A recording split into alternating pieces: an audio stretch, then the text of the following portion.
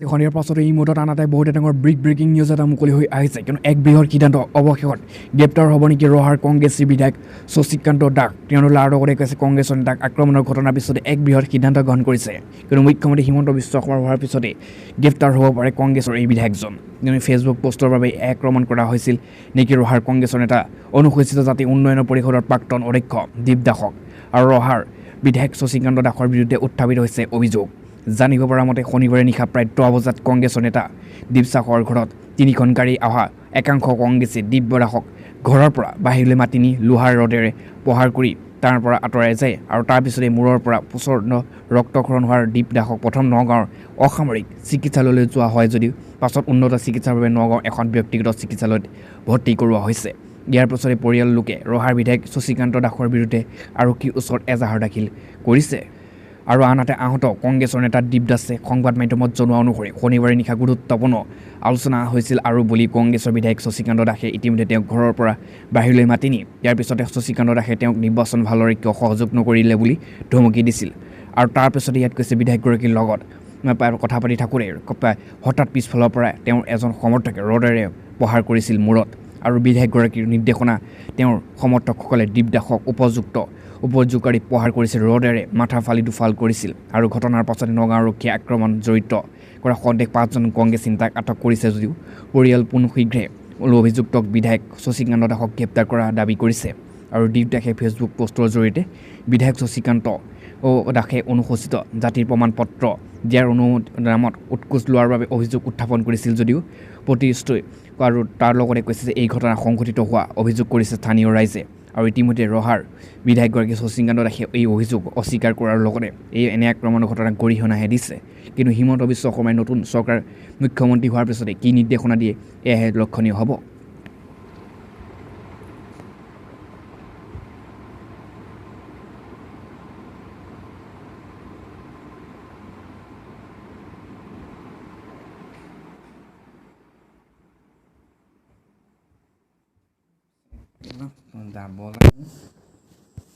এই মুহূৰ্তত অতি গুৰুত্বপূৰ্ণ এটা বহুতে ডাঙৰ ব্ৰেকিং নিউজ লৈ মুকলি হৈ আহিছে কিন্তু কৃষক নেতা উকিল গগৈ যোৱা এবছৰ ধৰি অধিককাল কাৰাৰুদ্ধ হৈ আছিল তাৰপিছতেই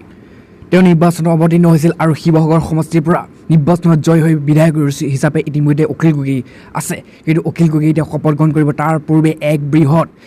ব্ৰেকিং নিউজ এটা মুকলি হৈ আহিছে কিয়নো অখিল গগৈ জামিন পাবলৈ নাই সকলোৰে মনত প্ৰশ্ন উত্থাপিত হোৱাৰ সময়তে এক বৃহৎ খবৰ মুকলি হৈ আহিছে কিয় কৈছে বিধায়ক হিচাপে বিধানসভা মজিয়াত ইতিমধ্যে শপত ল'ব অখিল গগৈ অৰ্থাৎ জেলৰ পৰা মুকলি হ'ব অখিল গগৈ কিয়নো এনআই আদালতে ইতিমধ্যে অনুমতি প্ৰদান কৰিছে এই বিশেষ আহ্বানৰ কিয়নো অখিল গগৈ এতিয়া এনআই ফলৰ পৰা এক নিৰ্দেশ দিয়া হৈছে যে এতিয়া অখিল গগৈ জেলৰ পৰা ওলাব পাৰিব আৰু বিধানসভাত ইতিমধ্যে শপত গ্ৰহণ কৰিব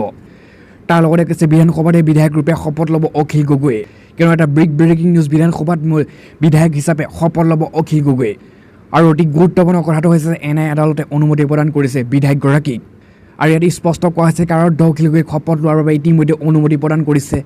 এনআই ফালৰ পৰা কিয়নো এনআই জামিনৰ ইতিমধ্যে তাৰ লগতে কৈছে যে কাৰাৰুদ্ধ অখিল গগৈ ইতিমধ্যে জেলৰ পৰা ওলাই শপত গ্ৰহণ বিধানসভা মজিয়াত ল'ব পাৰিব আৰু তাৰ লগতে ইয়াত কৈছে যে এনআই আদালতত আবেদন কৰিছিল বিধায়ক অখিল গগৈ তাৰপিছতে এই আবেদন মঞ্জুৰ কৰিছে এনআই আদালতে আৰু ইয়াত কৈছে যে শিৱসাগৰ সমষ্টিৰ বিধায়ক ৰূপে শপত ল'ব অখিল গগৈ কিন্তু এনআই ইতিমধ্যে এতিয়া মঞ্জুৰ কৰিছে তাৰপিছতে অখিল গগৈক শপত ল'বলৈ জেলৰ পৰা ওলাই যাব বিধানসভাৰ মজিয়ালৈ আৰু বিধানসভাত বিধায়ক হিচাপে শপত গ্ৰহণ ল'ব অখিল গগৈ আৰু ইতিমধ্যে এনআইৰ ফালৰ পৰা স্পষ্ট মন্তব্য কৰা হৈছে যে এনআই আদালতে অনুমতি প্ৰদান কৰিছে অখিল গগৈ কিয়নো অখিল গগৈ এনআই আদালতে ইতিমধ্যে মুকলি কৰি দিয়াৰ আৰু বিধানসভা মজিয়ালৈ গৈ সকলো বিধায়কৰ লগত একেলগে থকাৰ আৰু তাৰ লগতে অখিল গগৈ ইতিমধ্যে বিধানসভা মজিয়াত একেলগে শপত গ্ৰহণ কৰাৰ অনুমতি প্ৰদান কৰিছে সকলো বিধায়কৰ লগত কিন্তু সকলো বিধায়কে যেতিয়াই শপত গ্ৰহণ অনুষ্ঠান অনুষ্ঠিত হ'ব সেই অনুষ্ঠানতেই অখিল গগৈ সম্পূৰ্ণ সকলো লগত একেলগে কোনো জেলত থকা ব্যক্তিৰ দৰে নহয় তেওঁলোকৰ লগত একেলগে এতিয়া থাকিব পাৰিব আৰু এনআই আদালতৰ এই অনুমতি প্ৰদান কৰিছে যে অখিল গগৈ একেলগে শপত গুৰুত্বপূৰ্ণ এটা বহুত ডাঙৰ ব্ৰেকিং নিউজ মুকলি হৈ আহিছে কিয়নো কৈছে ৰাজ্যত আজিৰ দিনটোত ক'ভিডৰ মৃত্যু হৈছে 40গৰাকী লোকৰ আক্ৰান্ত হৈছে পুনৰ 5,000 ঘৰ অতিক্ৰম কৰিলে আৰু লগতে ৰাজ্যত ক'ভিডৰ পৰিস্থিতি অতি ভয়াৱহ হৈ আছে অৱশ্যে কালিৰ তুলনাত আজি ৰাজ্যত ক'ভিডৰ মৃত্যু ঘটনা লোকৰ সংখ্যা কিছু বৃদ্ধি পোৱাৰ লগতে হ্ৰাস পাইছে কিন্তু আজিৰ দিনটোত কালান্তক ক'ভিডে কাহিনী দিছে 40গৰাকী লোকৰ প্ৰাণ আৰু কালি ক'ভিডৰ মৃত্যু হোৱা লোকৰ সংখ্যা আছিল 55গৰাকী আৰু ইয়াত কৈছে ৰাজ্যত অব্যাহত আছে ক'ভিডৰ সংঘাৰ বিগত 24 ঘণ্টাৰ ৰাজ্যৰ মাৰাত্মক ভাইৰাছ বিধত আক্ৰান্ত হৈছে 4,936 লোক। আজি 61,377 কোভিড পৰীক্ষা সম্পন্ন কৰা হৈছিল। আৰু ইয়াত কৈছে যে কামৰূপ মেট্ৰত বিগত 24 ঘণ্টাত কোভিডৰ আক্ৰান্ত লোকৰ সংখ্যা হৈছে 1353 লোক। কোভিডৰ পজিটিভ হাৰ হৈছে 8.4%। এই সময়ছোৱাত ৰোগমুক্তিৰ হাৰ হৈছে 87% আৰু স্বাস্থ্যমন্ত্ৰী ডক্টৰ হিমন্ত বিশ্ব শৰ্মাই প্ৰকাশ কৰাৰ মতে কোভিড ৰোগীৰ বৰ্ধিত সংখ্যালৈ চাই চিকিৎসালয় বিচনা সংখ্যা বৃদ্ধিৰ পদক্ষেপ গ্ৰহণ কৰা হৈছে, কিয়নো চিকিৎসালয় বিচনা ইতিমধ্যে ICU কমি আহিছে। এখন ইয়াৰ পাছতে এই মুহূৰ্তত অতি গুৰুত্বপূৰ্ণ এটা বহুত ডাঙৰ ব্ৰেকিং নিউজ মুকলি হৈ আহিছে, কিয়নো আপোনালোকৰ বাবে এতিয়া কৰোণা সংকটৰ মাজত এটা বৃহৎ ভাল খবৰ মুকলি হৈ আহে, কিয়নো প্ৰধানমন্ত্ৰী এক বিশেষ যোজনা আঁচনি মুকলি কৰিছে। মাহিলী আপুনি মাত্ৰ 55 টকাকৈ জমা কৰিলে আপুনি 60 বছৰৰ পিছত আপুনি পেঞ্চন লাভ কৰিব প্ৰতি মাহে, আৰু এই প্ৰতি মাহে 3,000 টকাৰ পৰা বৃহৎ পৰিমাণ ধন আপুনি প্ৰধানমন্ত্ৰী মান ধন যোজনাৰ পৰা আঁচনিৰ পৰা আপুনি লাভ কৰিব পাৰিব, কিয়নো এতিয়াৰ পৰা এই প্ৰধানমন্ত্ৰী নৰেন্দ্ৰ মোদী এক বিশেষ আঁচনি উপলব্ধ কৰিছে, যি আঁচনিৰ ফলত আপুনি 60 বছৰৰ পিছত প্ৰতি মাহে 3,000তকৈ অধিক ধন আপুনি লাভ কৰিব পাৰিব। সেয়ে ইয়াত প্ৰথমতে কৈছে যে আপুনি মাহিলী মাত্ৰ জমা কৰক 55 টকা, আৰু আপুনি যেতিয়া 60 বছৰ হ'ব তাৰপিছতে আপুনি মাহে পেঞ্চন লাভ কৰিব 3,000 টকা, তাতকৈ অধিক ধনো লাভ কৰিব পাৰিব। আৰু প্ৰধানমন্ত্ৰী কৃষক মানধন যোজনাৰ অধীনত এই সুবিধা দিয়া হৈছে, কিয়নো প্ৰধানমন্ত্ৰী নতুন এক আঁচনি উলিয়াইছে যিটো নাম হৈছে কৃষক মানধন যোজনা। এই যোজনাৰ অধীনত এই পেঞ্চন লাভ কৰিব আপুনি, কিয়নো ইয়াৰ কৈছে 2019 চনৰ 31 মে'ত আৰম্ভ হৈছিল এই আঁচনি, কিন্তু এতিয়াৰ পৰা লাগু হ'ব এই আঁচনি, আৰু বছৰি কৃষকে লাভ কৰিব 37,000কৈ টকা। আৰু এই মাত্ৰ আপুনি 55 টকাকৈ জমা কৰক, আপুনি বছৰিও লাভ কৰিব 37,000কৈ টকা,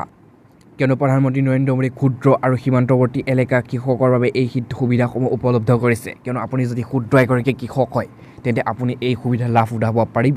আৰু লগতে কৈছে যিসকল কৃষকৰ 2 হেক্টৰতকৈ কম ভূমি আছে সেইসকলেও কৃষকে এই সুবিধা লাভ কৰিব পাৰিব। আৰু আপুনি যদি এই পেঞ্চনৰ বাবে লাভ কৰিব পাৰে তেন্তে নথিপত্ৰ আপুনি যোগান ধৰিব লাগিব, আৰু এই নথিপত্ৰ আপোনাৰ বেছি নালাগে। আধাৰ কাৰ্ডখন আপোনাৰ পৰিচয় পত্ৰ আৰু বয়সৰ প্ৰমাণ পত্ৰ ইতিমধ্যে আপুনি যোগান ধৰিব লাগিব, আৰু তাৰ লগতে উপাৰ্জনৰ তথ্য, খেতি কৰোঁতে হোৱা খৰচো আপুনি যোগান ধৰিব লাগিব। আৰু যিহেতু আপুনি প্ৰতিমাহে পেঞ্চন লাভ কৰিব, সেইবাবে আপোনাৰ বেংকৰ passbook, mobile number, passport photo ইতিমধ্যে আপুনি প্ৰেৰণ কৰিব লাগিব। ইয়াৰ পাছতো আৰু আজিৰ দিনটো এই মুহূৰ্তত অতি গুৰুত্বপূৰ্ণ এটা ব্ৰেকিং নিউজ মুকলি হৈ আহিছে, কিন্তু হিমন্ত আৰু মুখ্যমন্ত্ৰীৰ মাজত ভয়ংকৰ কাজিয়া। তাৰ লগতে কৈছে আপুনি মুখ্যমন্ত্ৰী পদৰ গৰিমা হেৰুৱাই পেলাইছে, এইদৰে প্ৰকাশ কৰিছে টুইটাৰত হিমন্ত বিশ্ব শৰ্মাই, কিয়নো কৈছে আপুনি মুখ্যমন্ত্ৰী পদৰ গৰিমা হেৰুৱাই পেলাইছে, এই বুলি মুখ্যমন্ত্ৰীৰ বিৰুদ্ধে এতিয়া হিমন্ত বিশ্ব শৰ্মা। তাৰ লগতে কৈছে ঝাৰখণ্ডৰ মুখ্যমন্ত্ৰীৰ বিৰুদ্ধে এতিয়া হিমন্ত বিশ্ব শৰ্মা, কিয়নো কৈছে মুখ্যমন্ত্ৰীৰ পদৰ গৰিমা হেৰুৱাই পেলাইছে আপুনি। তাৰ লগতে কৈছে ঝাৰখণ্ডৰ মুখ্যমন্ত্ৰী হেমন্ত সোৰেনৰ কঠোৰ সমালোচনা হিমন্ত বিশ্ব শৰ্মাৰ, কিয়নো কৈছে প্ৰধানমন্ত্ৰীৰ বিৰুদ্ধে টুইট কৰিছিল ঝাৰখণ্ডৰ মুখ্যমন্ত্ৰী হেমন্ত সোৰেনে, আৰু তাৰ পাছতে প্ৰধানমন্ত্ৰী মোদীয়ে ফোন কৰিছিল হেমন্ত সোৰেনক, আৰু প্ৰধানমন্ত্ৰীগৰাকীয়ে ফোন কৰাৰ সন্দৰ্ভত এটা টুইট কৰিছিল ঝাৰখণ্ডৰ মুখ্যমন্ত্ৰীগৰাকী, কিন্তু টুইটত লিখিছিল যে মোদীয়ে কেৱল মনৰ কথাহে ক'লে কিন্তু কামৰ কথা নকৰে। আৰু এই টুইটৰ পিছতে হেমন্ত সোৰেনৰ বিৰুদ্ধে কঠোৰ হৈ পৰিছিল হিমন্ত বিশ্ব শৰ্মা, আৰু কিয়নো অসমৰ